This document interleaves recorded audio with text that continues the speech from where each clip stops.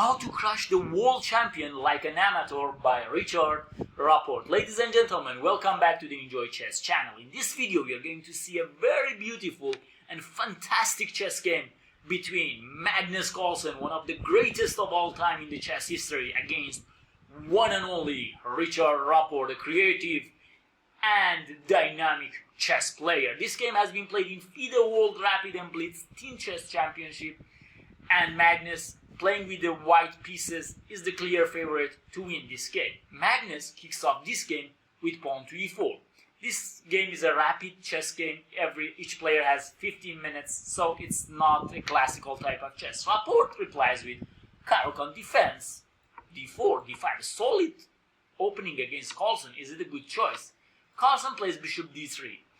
I guess that Magnus, before coming to this game, had some thoughts about this game and says, okay, let's go and play positional kind of chess, prophylactic kind of chess against this creative player, because Rapport, if he finds dynamic chess position, he will be fearsome. So by bishop d3, he's sending a signal. I'm going to play against your bishop. Your bishop is not allowed to come to f5, and I'm going to play against it. Rapport says, okay, do whatever you want to do. I will just develop my knights. As Steinitz says, develop your knights before your bishops. And here, Carlsen plays a very strange move to my eyes, h3. It's still opening. It's a common move, but it's not the main line. The main lines in this position are something like bishop f4, c3. These lines has been played by the legendary Bobby Fischer. At some points, white plays knight f3 and allows bishop g4, but Magnus in this position plays h3. It's a clear signal that he probably wants to prevent bishop g4 and to play against this bishop. Rapport says, okay, I'm playing knight c6 and I'm going to attack your pawn on d4. What are you going to do? If you defended with knight, I will play knight b4, and you can no longer limit my bishop. If you move your bishop, then I will play bishop f5. If you go bishop b5 check, then I will play bishop d7. So I'm going to play against your bishop. But Carlsen plays c3. He says, I'm going to stop knight b4. But here comes the dynamic move from Richarad Rapport. He plays pawn to e5, attacking the center and accepting all of the consequences. For example, if white takes on e5, which happened in the game, now black left with a isolated queen pawn, IQP, which can be a weakness. And Magnus plays queen e2, pinning the knight. It can have very deadly consequences. And there is, maybe most of us will play queen e7 to prevent this pin, to blockade this pin. But after this move, for example, let's consider if white plays something like bishop e3, at one point probably these queens will be exchanged up, or more pieces will go out of the board, and then this weak pawn will be used in the endgame by Magnus Carlsen. But Rapport in this position plays a very interesting move, knight e4. Still theory, still both players are in their books, but it's a very interesting move. If white takes it, then black takes it, and here bishop d6. If white plays f4, queen h4 check, will pin this pawn, and after something like king f1, castle, black is winning. So this is not possible. And if he plays, like after bishop e4, d4, queen e4, bishop d6, if he plays knight f3, then we just simply go castle. If you take, I'll take, you cannot take back because of rook e8, and if you castle, then rook e8. This is deadly, this is dangerous, and the queen can also come to the attack. For example, if you go back, then black can play bishop d7 with bishop c6. This is very dangerous. This is very dangerous kind of stuff for white. So Magnus clearly avoids this, and here he plays bishop b5 check. But look, he spends like 1 minute in this position before playing bishop b5 check.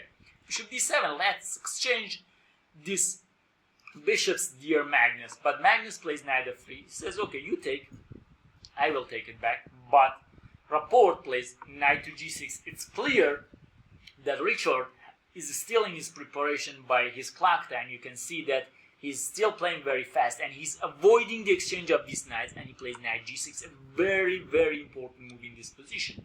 Magnus plays bishop e3, perhaps clearly preventing bishop c5. He's afraid if he goes castle, then bishop c5, then this bishop is playing a very good role, and if queen bishop d7, queen d7, you might think that, okay, bishop e3, but black can go simply castle, and this position is not good for white because rook e8 coming in. If you take it, knight takes c5, in some points black can play knight f4, and this position might be equal but might be even dangerous in some points for white. So Magnus avoids castling. He doesn't place castle. He says, okay, bishop b3, what's wrong? I'll just prevent you from playing bishop c5. But here it comes, bishop to d6, and here knight b to d2. Magnus, for one more move, he avoids playing castle. Perhaps he thinks that if he castles, then castle rook e8, it's not the best scenario in the world for him. So he plays knight d2 to make some pressure in the center on this knight. But still castle, bishop d7, queen d7. This is the last moment that Magnus... this is not the last moment. This is one of the moments that Magnus, once again, delayed castling. He didn't play castle and plays rook d1. He wants to be very clever. He wants to put extra pressure on Rapport and to use this file, but here he should have castled. Of course, after rook f8, this is not a great position for white. At any point, black can play knight to f4, something like queen f5, the other rook coming to d8. This is not a dream scenario for white pieces after 14 moves, but he should have played it. He plays rook d1, and once again rook f8. Chess.com says this is a miss, and rook e8 was better, perhaps in some lines, including the f pawn, but this is still a very good move, and look, Rapport is maintaining his time advantage against Magnus Carlsen. Knight takes e4, rook takes e4. Now, knight to g5. This is another mistake. He should have castled once again, but it's clear that Magnus is afraid of something like knight f4, and then what to do. If I play queen c2, knight takes h3, bye-bye. This is going to be game over, because if you take back, queen takes h3, there is no way you're going to defend this position. So this is not happening. So what to do? Computer just suggests queen d2. You can just simply, after a castle, knight f4, you can just simply play queen d2. And there are two moves in this position for black. If it plays knight takes h3, do not take back, because you will be checkmated. But just calmly play king h1. This is not easy to find, to be honest. This is not easy. And now this pawn is hanging. Knight f4 is possible, d4 is possible, everything is possible, but it says 0, 0, 0, so it's just equal. But it's very hard to find these moves, and Magnus in this position plays knight g5. Not to attack, of course it attacks the knight, but his clear idea was to play queen f3 after knight f4. This is his idea. But nevertheless, Rapport plays knight f4. And look, Magnus only left with 2 minutes on his clock. Knight to f4, king to f3. This is where what Magnus was relying on. Okay, I play queen f3. His knight is attacked by my bishop. His rook is attacked by my knight. My rook is attacking his pawn. My queen is in good place. It protects everything. What can go wrong? And here is what can go wrong. Rapport ignore all of the white threats and attacks him. He plays for initiative, queen b5. This is the clear definition of initiative, to ignore your opponent's threats and create stronger threats. Queen b5 is an excellent move.